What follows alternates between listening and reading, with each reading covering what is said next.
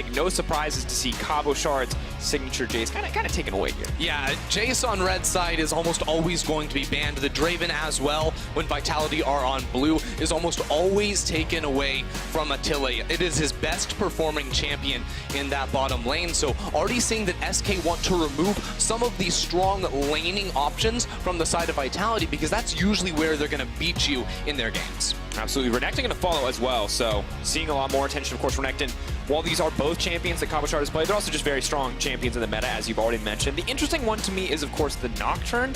I guess trying to limit some of those really strong level 6 champions that Selfmade does like to pull out. Yeah, I mean, the Nocturne is a champion Selfmade likes, but I don't want to see him on one of these hard farm to 6 junglers. I don't want him on the Karthus or the Nocturne. I want to see him on a Lee Sin or a Gragas or even a Sejuani, something that can make plays early on, because when SK Gaming are at their most successful, it is through early game playmaking from Selfmade, and sometimes they draft themselves into a position where he can't actually go for those early moves. See what the option will be. Will they prioritize his pool early, or will they let it wait till past the second ban phase? Of course, in the meantime, the Lucian has been locked in by the side of Vitality, giving some of that priority over to Attila on the bottom side of the map. And now the Thresh and the Lissandra going to follow. Thresh, of course, very strong support on the bottom side of the map, and Lissandra, I think, just generally a safe pick. Yeah, and these two champions are two major comfort picks for Pirean and Dream, some of their most played champions, and also just strong in terms of getting picks, in terms of making plays. I really like the direction SK has gone for the draft, but there was one pick we saw hovered for a moment, and that's the Akali. I really believe that Jiizuke is going to want to take that champion again. After seeing some buffs on this patch, its win rate skyrocketed in solo queue, and I think it's one of those options, one of those melee mid laners that Jiizuke always tends to gravitate towards whenever he can.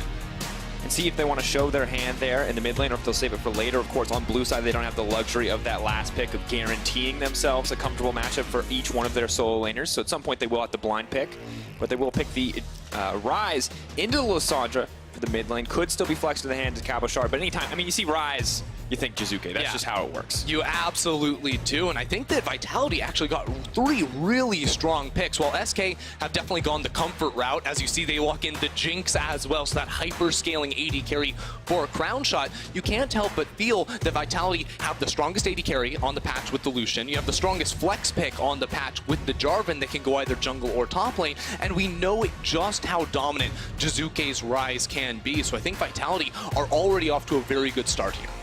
Pirean, though, under a lot of pressure already, as you mentioned, going Lissandra into the Rise. Difficult to go toe-to-toe with Jiizuke under any circumstance, but I feel like he has been an unsung hero in some of these wins coming in from the side of SK Gaming, so if there's ever a time to step up, it is most certainly now. Final game for both these teams in the regular season, short of any tiebreakers. Aatrox now banned away as well, so limiting some of the options for Werlyb on the top side, as well as some of those jungle flex picks from red side. Now, because Vitality decided to pick up, you know, that Jarvan as well as the Rise and not go for a support, this gives room for SK to ban away champions like the Braum. I was maybe thinking an Alistar ban could follow that one up here. It's a very strong 2v2 pairing alongside the Lucian, but something that we have seen a whole lot of here in the LEC is the Jarvan top with Elise in the jungle. It's a very strong top side of the map, so SK want to remove that option and maybe force Mowgli to take his turn on the Jarvan himself. Absolutely fair, and of course, very different story. Mowgli on Jarvan has been very mixed bag, some incredible games, some really bad games, whereas the Elise, while it has suffered a bit in the early games, has also led to some very explosive plays.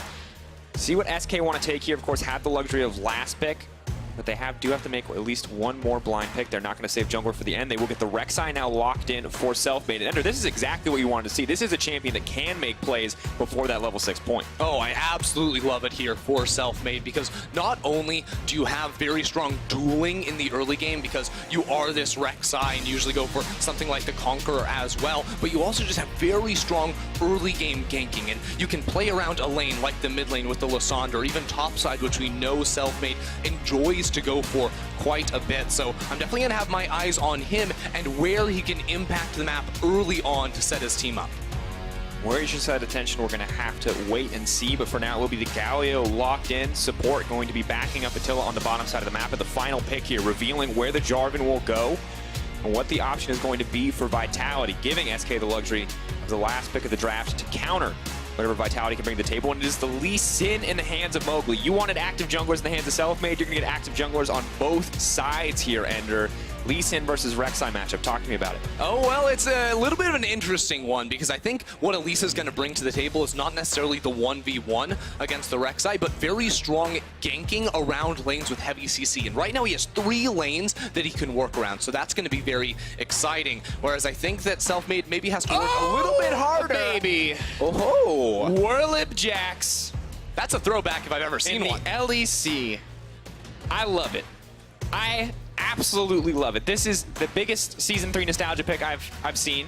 Yeah, I literally remember sitting in front of my computer screen 5 years ago watching Werlyb play his signature Jax pick. This is absolutely fantastic, and it's also a classic counter here up against the Jarvan, because Jarvan brings heavy laning strength to the table, but this Jax is going to heavily outscale in the side lane.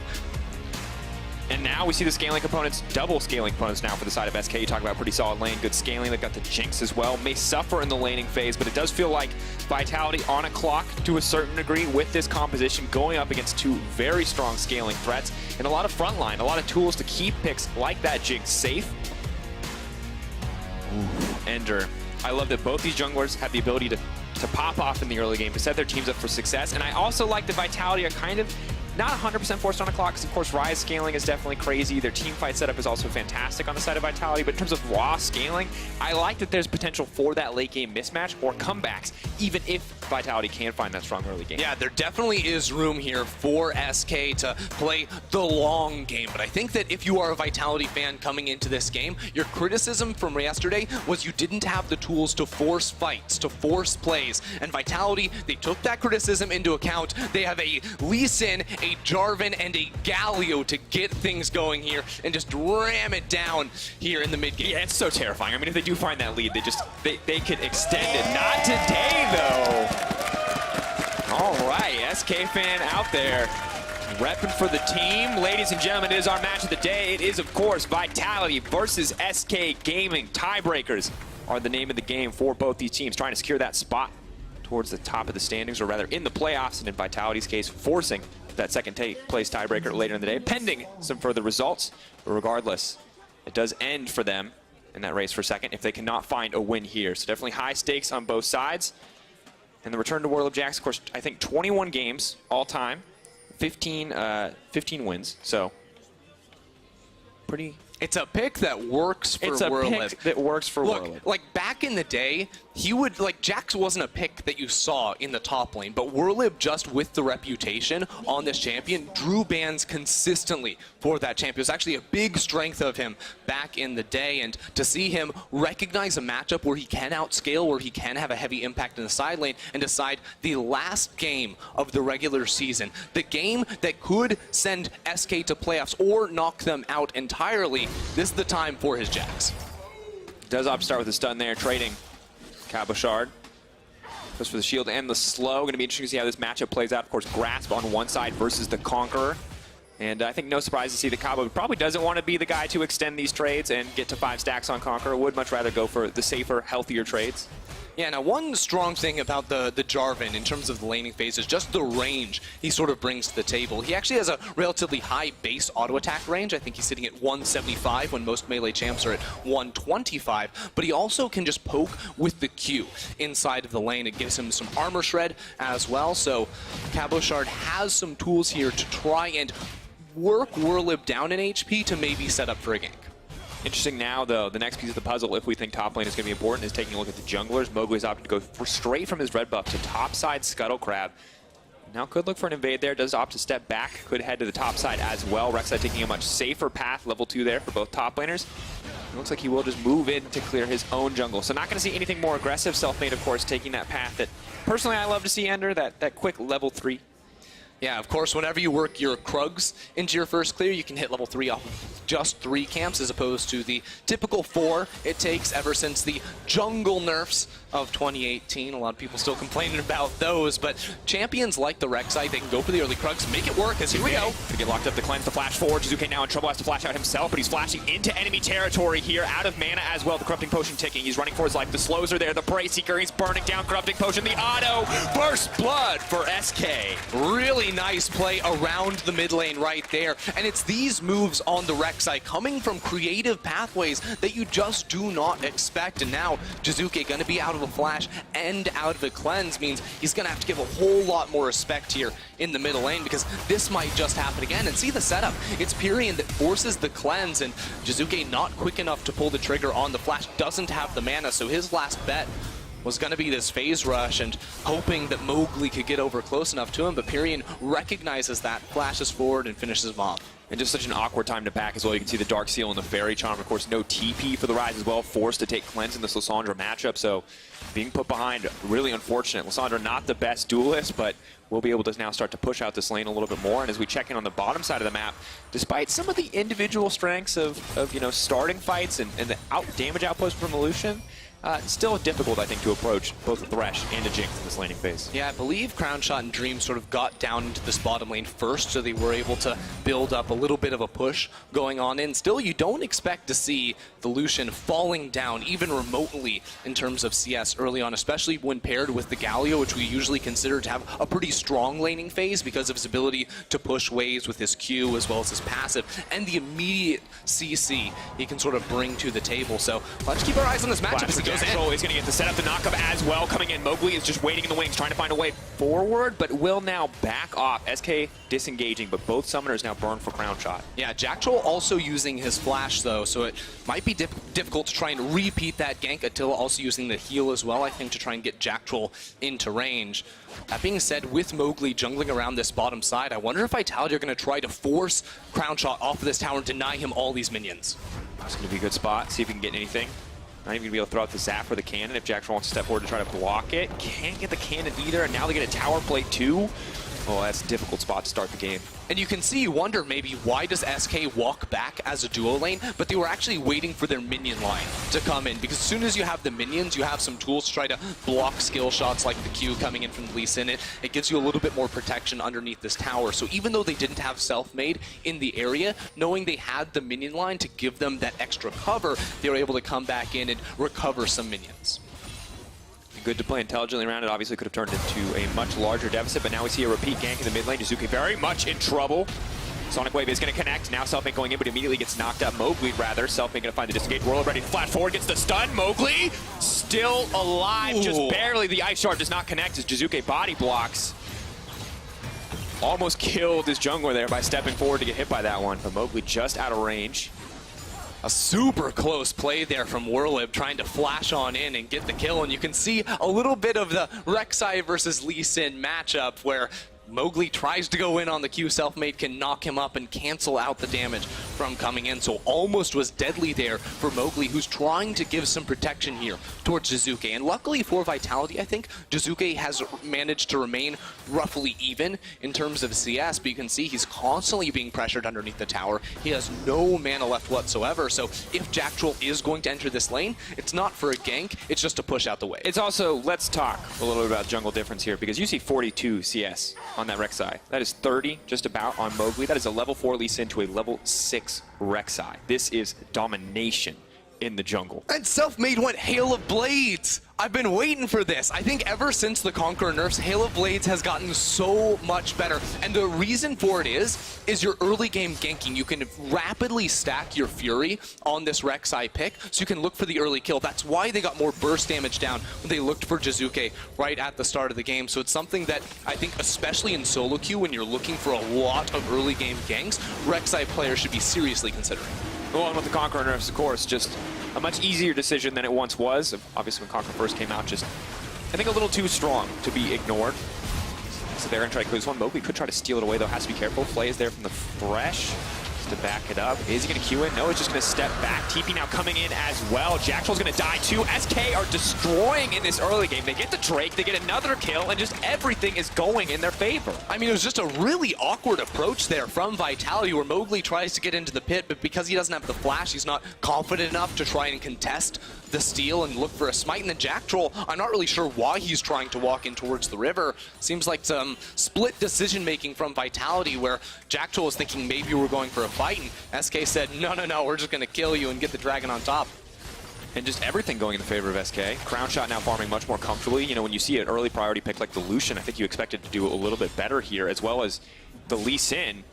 We saw the Rek'Sai ender They opted for the Lee Sin as an answer, and now it's getting nothing done. Yeah, it really is. And to be fair, there's very few answers to Rek'Sai in terms of early game pressure. So now, after we've seen Selfmade get that first blood around the mid lane, it's very hard for Mowgli to ever contest around the map because you lose the 2v2 top side, you lose the 2v2 in the mid lane, 3v3 bottom lane maybe can go your way, but again, you have to be very cautious because Pirean will always have the push in mid lane, so your ganks have to be decisive and quick. They saw him on the control ward. Mowgli goes for the camp anyway. Hail of Blades, baby. Stop with your Hail of Blades versus Conqueror, Ender. We get it. You were right. Now the bot lane, though, in trouble as Jactroll walks forward. Attila was locked up. The point comes out. It's too little, too late. This is a slaughter. Comfort picks for SK. We were skeptical, but everything now coming together for this team. Top lane, of course, the only point where things aren't going quite as expected. Cabo doing a very good job in the matchup, but Jiizuke now has to run for his life. Has the cleanse, has the flash available. The Phase Rush now procced on the retreat. And ulti now coming in. Needs to backstep, but can't really afford to. Does manage to make it out. Beautiful footwork there. Prey Seeker comes in. Mowgli is level 5. What are you going to do? You don't have a kick. You don't have anything. You're just next on the menu, Mowgli. Why would you step forward? In the end, buys time for his mid laner, but Jiizuke is dead too.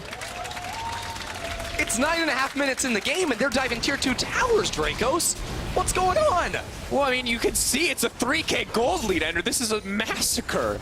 Jactroll can try to get something back here, but the tunnel is available, so Rek'Sai steps out, and Ender, when we look at yesterday, yeah, Vitality were pretty close, but it was not, we'll talk about it in a second. Run me through this play. Yeah, I mean, they weren't getting smashed in the early game, right? Now, see how SK go for this play, because Selfmade lands the Q, which lets him pop the ultimate here. And then, okay, we're going to have to pause, because Attila had to use his heal, Jactroll had to use his flash. SK continued to dominate. But actually, if we think about how the rest of that play worked out, Jiizuke greeted on his flash, so he had to use his cleanse as well. Mowgli just sort of ran it down, was like, I'm going to try to save you, but I'm going to die for it. And both he and his mid laner went down as well, so it's just a horrible series of events here for Vitality, who now find themselves down 4,000 gold. And really difficult.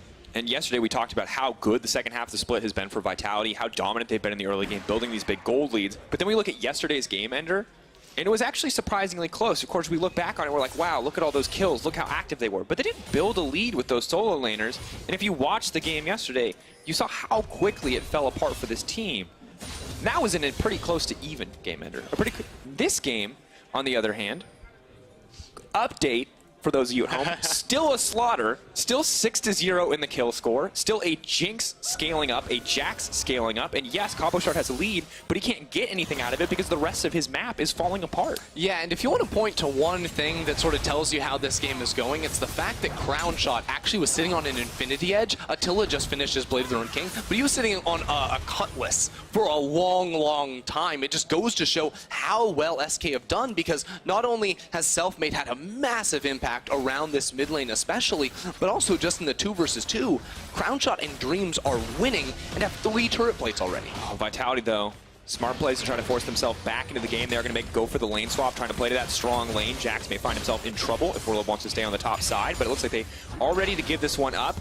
Securing the Rift Herald is huge here, though. If Mowgli goes down on this one, it's going to be pretty doomed, because that is Crownshot getting more and more solo good. Another 160. Looks like he's going to grab another 160 and a little more into his back pocket. And now Crownshot is pushing bottom lane. The rest of SK is actually making the move up here. They want to contest this Rift Herald. You even have Dreams in the mid lane as well. Though, does find a good chunk of burst damage. It looks like this one will go down uncontested. SK respecting the potential for the Rise to burst down. Jiizuke finding a kill here could be a big deal, but Crownshot, this man is on a mission. He is going to auto-attack towers. He is not here to fight champions. And I don't know if TPing into this guy is the best idea. Luckily, it's Cabo, very strong member of the team. And now the Herald will be used topside. So Vitality are trading back. They are coming back into this game to a certain degree, but still a 4K gold lead in favor of SK. Only 12.5 minutes into the game. Yeah, I mean, I think Vitality have sort of played this situation well. It's the best they could have gotten for what they paid. But now, Jiizuke barely dodged away from that, and SK still might want the tower, maybe even the dive. Cabo's here as well. Tower will fall. Fresh Lantern for the retreat. Mowgli finally passed the level 6 threshold. Still does not have his Warrior enchantment. And of course, only falling further behind in terms of individual CS. You can see bounties on the head of Rek'Sai as well as the little Sandra. And I think no surprises when you see the gold differences between them and their relative opponents. Yeah, 2.5K in the jungle, Ender. This is just a crazy difference. Yeah, it's absolutely huge. I mean, Selfmade with a 700 gold bounty currently. Well, newsflash, not all of that is just from the kills. He's also just built up a massive CS differential with him over Mowgli, and you sort of have to ask yourself, like, what can Vitality do in this type of a situation? Because, you know, bottom lane was supposed to be a big advantage for them. Lucian's supposed to win on 1 item, on 2 items. Maybe at 3 items is where the Jinx starts to take over. So actually this window of power that Attila was supposed to be having, not only does he not have a lead, but it just means that that advantage, that window is just shrinking and shrinking as Crownshot continues to narrow in on that 3rd crit item. Does get closer, and the consistency for Crownshot was a question mark, but it's good to see him actually come out with this performance where he is strong in the early game. He is making kind of the difference here. He's punishing some of the more aggressive plays from the Vitality bot lane. See his games yesterday, of course, actually quite impressive. Despite the struggles of the team, Crownshot was probably the strongest individual contributor, did misstep in a few team fights, but outside of that was an incredible individual performer and is now set up to do so once again, not the Tristana this time, but the Jinx instead. And having this kind of advantage early on just makes it feel like a pretty easy game, to be honest, if you're the Jinx. You're not quite as scared of the Rise or the Jarvan diving onto you, knowing that you're actually ahead of the clock in items. Yeah, I mean, you have to think that SK are in a very comfortable position right now, because not only do you have the advantage when it comes in terms of the scaling of your AD carry, so I think the front-to-back team fight looks pretty good here for SK, but you also know that Werlyb is going to be outscaling in the side lane over that Jarvan pick, so SK have a lot of tools to continue to work with, and you don't expect teams that draft more for, you know, a split push or, you know, a hyper carry AD carry to be able to build up this type of a lead in the early game, and credit really has to go down to Selfmade with his ability to sort of build that one up. And it was. Once again, this is the guy that we kind of look at to be rookie the split. There were other people that were contesting him earlier on, and a lot of them have fallen to the wayside. Certain other names have risen up. Nemesis and Humanoid obviously looking much better in the second half of the split, but overall, this guy feels like one of the strongest individual contributors to SK's overall success. And it's only recently that we've seen the other members really rise up around him in a lot of these games. It's true, and we'll have to sort of keep our eyes on Selfmade as the game moves forward, because one of the biggest weaknesses of Rek'Sai as a champion is just your ability to impact during the team fights, because ever since changes, you know, a long time ago that made it so you could only actually knock up 1 target, it meant your utility went way, way down. She's very strong in sort of those 1v1s, those isolated fights, but as soon as you get into a team fight, it gets much more difficult. So there are some things working against SK in terms of the 5 versus 5, but Selfmade has such a lead right now that he will still pose a big threat onto the Vitality backline if he can sort of access that. We'll have to find those avenues for now, though, focusing on the tower, knowing that this 2-man unit is strong enough to pretty much kill anyone. Of course, the 2 strongest individual members on the map in terms of just raw advantage. So just kind of forcing their lead down Vitality's throat, just moving down that side lane, taking down that tower. A little past, or a little below half health, and it's going to make it much easier if they are able to put Werlyb on the side lane in the future for him to just take that one off the map. Yeah, so if Vitality are going to make some plays to try to get back into the game, because we know, you think about the Vitality of 2018, it was like, look, even if we are at a deficit, we're just going to sort of run at your face and try to kill you in the 5 versus 5. They do have the tools to initiate. You have the Jarvan pick, you have the Galley to sort of follow up on that, so I'd like to see Vitality take control over some pockets of vision around their own jungle, and then try to punish SK, because right now SK are splitting the map very effectively. They're getting chip damage on a lot of these inner turrets, but they are splitting up, and that means that Vitality do have an option if they can, abuse some lack of vision from SK's side to try to force a fight with a numbers advantage. And for SK, of course, winning here very important. It does force the tiebreaker, but winning here, winning the tiebreaker, obviously great news, but we also kind of want to see if this team is ready for best of 5, and I think part of being ready for best of 5 is closing out games with confidence.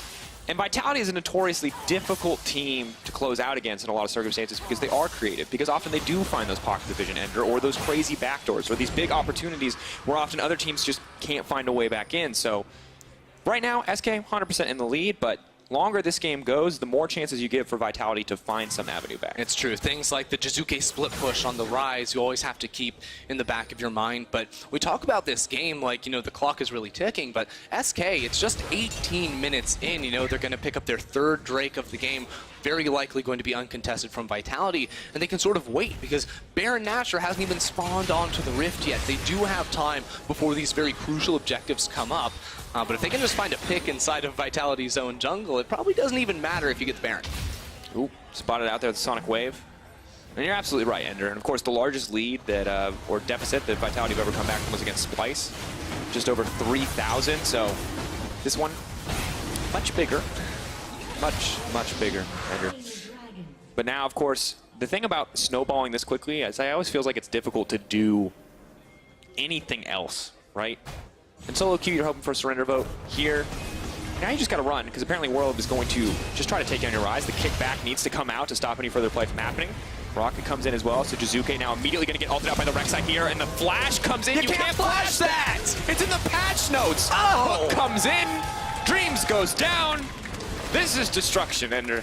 This is just not even close. SK up 8-0 currently. They have the minions in the top lane as well. They can try to take yet another turret away from Vitality. And it's after Vitality tried to punish Werlyb walking into 2 people. But SK were so immediate on the call. They TP in Pirean, and Selfmade is there on the collapse to punish. All right, normally, Ender, we leave room for hope. We leave room for a potential comeback, but it's too late. It's a 7K gold lead at 20 minutes. It needs a miracle for Vitality fans, and people who generally might want to avoid tiebreakers. Maybe this is that miracle.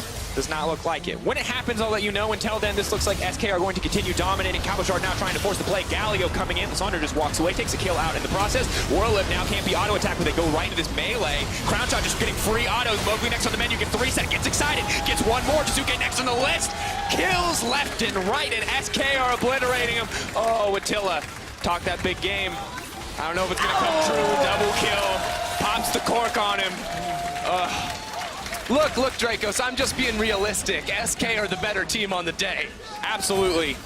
This game was absolute destruction. If they win in 30 seconds, they get the shortest game. They're gonna do it. Oh, Ender, just hit the Nexus, boys. I cannot believe it. Ender, shortest game in LEC history if they get it right here. Oh, they did it! And that right there, ladies and gentlemen, is SK forcing the tiebreaker with Schalke No Fear for that last playoff spot. They are 1 game away in their first split back in the LEC from finding themselves in the playoffs. And if there's one word I can use to describe that performance from SK, it is class. From the first minute of the game, Selfmade took over. In tough lane matchups, they won. And SK, with the shortest game time in LEC history, make it look easy. And I kept looking. We kept scraping. We're like, hey, maybe this is the way. Maybe this is how it's going to happen. Maybe Vitality can come back here. Because they're just the expected. You look at the standings that higher up, you expect them to find these avenues, but no. SK did not give them a single opportunity to come back. Outplayed it every turn. And even the one lane that looked good, Cabochard, getting that CS advantage, looking strong individually. It just couldn't turn any. You're still against a Jax. He gets that Trinity Force, and what do? Nothing. Nothing. Absolutely nothing. And now imagine Schalke watching this game from SK.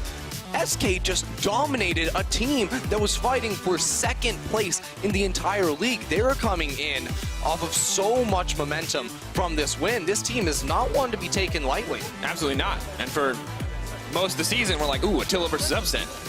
Now it's Upset versus Crownshot. And that, my friend, is going to be incredibly exciting. And of course, now with this win, as I'll do my due diligence and fold the foldy sheet, if that game had gone in the favor of Vitality, ladies and gentlemen, we would have had only 1 tiebreaker. Could have been a variety of different things, but it would have been 1 tiebreaker. Now with SK winning, we have up to 3. Ender, a lot of crazy scenarios coming through the day. Of course, reminder, you can find your foldy sheet online. /foldy sheet. /foldy sheet? I don't remember the I don't full think URL. that's a URL. Don't put the pressure on me. Check Twitter. Check social media, check LOL Esports, that's eu.lolesports.com, /foldy sheet. That's Nailed it. I think if you type /foldius, you actually get a different special one. You can't tell them about the special bonus one? My bad. They gotta find it themselves, or Betty's can just ruin it by linking on Twitter. You never know, stuff happens. Regardless, a truly fantastic game coming in from SK. Once again, foldy sheet. Our match of the day, though, Selfmade, Pirean, and Crownshot are your candidates for Kia Player of the Game. You can, of course, head over to @LOL Esports on Twitter and vote. Who's it going to be, Ender? Oh my. Selfmade. Yeah, Selfmade. Yeah. Bam. Bam. Bam. Halo and with G2 losing, Rek'Sai. this man might win. I think he's going to win the whole He player of could the win game it. vote. Oh, he might be #1. Well, to get more insight on SK's win, let's hear from our analysts. Thank you very much. The hardest part about these foldy sheets is actually folding them on the line as they get smaller. I Buy guess you scissors. Yeah, you could do that. You could do that, but I prefer the hard way. The cutty sheet. Yeah, in any case, these are possibilities that are still left, but what is more important, the fact that we will for sure have a tiebreaker game. But I smacked myself in the face with that. Are you serious? Between Schalke 04 and SK Gaming, and I don't want to make this too much of a funny side note. Let us acknowledge the fact that I just slapped that piece of paper very hard. Let's acknowledge the fact that camera. SK just had the fastest game of the LEC split. Saved it right there for you. Yeah, absolutely crazy. Congratulations to SK Gaming for showing up when we wanted them to show up. And what is even more impressive is that they took comfort across the board. I'm a bit surprised by the Rek'Sai. You said you were expecting Selfmade maybe to go for a Kha'Zix or a Lee or something insanely aggressive, but he still managed to make it work on Rek'Sai as well. I mean, obviously the pick was good. What I didn't really understand is why would you pick Lee Sin into Rek'Sai when it's the highest counter? Also, Java into Rek'Sai is not good, so putting Java in top lane is fine, but putting Lee Sin in the jungle versus Rek'Sai doesn't make any sense for me. And what's interesting is you're very calm right now. You're very controlled. Yeah, I would expect you to be like so overjoyed love and these so guys. happy. I mean, the plan keeps going. The plan for having 3 tie breaks Is that what you still want? up. Of course. That's Yeah, what League but of you're Legends going want. home, you can't That's even not watch every them. single fan want to see, you know? Yeah, I mean, I agree. But let's talk a bit more about this game. I know you're taunting us right now. In any case, let's then talk about the Vitality draft. Yeah, because that's what I wanted to point out. It wasn't just that SK, got the comfort picks. You got to see Werlyb on his signature pick of Jax after he had so many bans leverage against him in the top lane. It's the fact that they kicked the crap out of Vitality when Vitality got also comfort across the board. That's Mowgli's Lee Sin. He's like world renowned for that champion. This is Cabochard on Jarvan, who's just been smurfing on people. That's Jiizuke's Rise. Nice. Everything was given to Vitality, and they just fell over. Like, it looked like they were just watching themselves lose the game. And what was also very impressive is that they did it exactly in the way that we said that they would. Selfmade, the man that has been carrying this team, honestly, for most of the games of SK, he puts on his carry pants. Let's take a look at how they exactly beat the crap out of Vitality. Well, it was Selfmade, front and center, setting everything up for his team. I mean, Selfmade was definitely the beneficiary of a lot of these kills, and I definitely don't want to take anything away from him, but Pirean also had an incredible game, and for me, it was the tandem of Pirean and Selfmade. We kept saying over the course of the split that SK Gaming need to be more than just the Selfmade show. They need to be more than just the Mad Lions, and with the evolution of how they plugged Pirean into them, prioritizing Lissandra, moving together with Selfmade all the time, this is the final form of SK Gaming that we need going into playoffs. I mean, I know Selfmade a lot, and Selfmade is the kind of player who needs mid-prio. How to get mid-prio when you have a Lissandra is pretty easy to get it. Lissandra will push all the time, and also, if the enemy champion tries to push into Lissandra, you can always gank the lane. And it's a free kill by the man of CC Lissandra brings on. So it's actually a really good champion for Pirean, and actually Pirean is playing him really okay. Lissandra. So actually leaving Lissandra to SK when he's one of the most ridiculous, strongest champion right now in the mid lane. And it's actually really good for Pirean. It's questionable from Vitality. Yeah, wonderful. And also the game plan really played into some of Vitality's weaknesses. I've had it checked, and at the 8 times that they have been in a deficit at 15 minutes across the split, they have lost 6 of those games. Vitality has a problem. They cannot play from behind. And if that was so much in the game plan or not of SK, they just wanted to win, right? But they had nothing to do, and we saw it here as well. But also, we have to congratulate SK on just choking Vitality out. They didn't do what Fnatic did yesterday with a 6K lead. No, they kept pushing. But it's also because Vitality kind of ran into the meat grinder. Yes, SK made sure that they put the pedal to the metal, that they constantly were exactly where they needed to be, but Vitality just do not know. They do not change their play style whether they are ahead or behind. They do the exact same thing every single time. And when they're ahead, it's how they snowball so effectively. But they really need to take a hard look that when their jungler does fall behind, when they cannot play Mowgli as a battle ward or as a carnivorous jungler, what the game plan then turns into. I do want to refer to a tweet that Amazing sent out during the game. He said it as an observation. Teams like G2 and Vitality, and in lesser degree also Schalke, who usually have won by going very aggressive aggressive. After the crit changes, they are not doing as well at all. And the teams that are as controlled and play as a team, of course, SK now kind of rolled over them as well, but like an Origin, seem to have a better grasp on how to win the games at this point in time. What do you guys think? I mean, I wanted to say that because that three team, especially G2, Vitality, and Schalke, are having a really rough time right now. They're losing so many games they should not be losing. G2 is performing not really well, not only from Mikey X, also, I mean, with Mikey X and with Promiscu, they are not getting the wins they were getting at the start of the split. And Vitality the same. Vitality ended this week 0-2.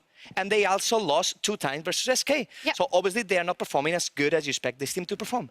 I think it's almost like because the draft is as open as it's ever been, especially with Silas also being disabled, because you're not just seeing this in the LEC, you're seeing this in the LPL, you're seeing it in the LCK. Teams like Griffin are also starting to drop games, and I don't think it's necessarily a question of patch, but of champion pools that kind of have changed with the patch, that you can no longer just get as many flex picks or as many power picks as before and then be rewarded for having superior players and playing a skirmish style. Now there is more versatility and viability in playing team fight compositions like this, or more 5v5 comps, even though this game was decided on skirmishes, which is why you're starting to see Vitality and G2 slip back a little bit. They're no longer as empowered by the patch. So if you'd have to make a projection for the playoffs, do you think it will be dominated by more team fight heavy comps and teams that are the best at this, or? I think team fight heavy comps are actually good, but I think what they're excelling right now is the early game pre-plan.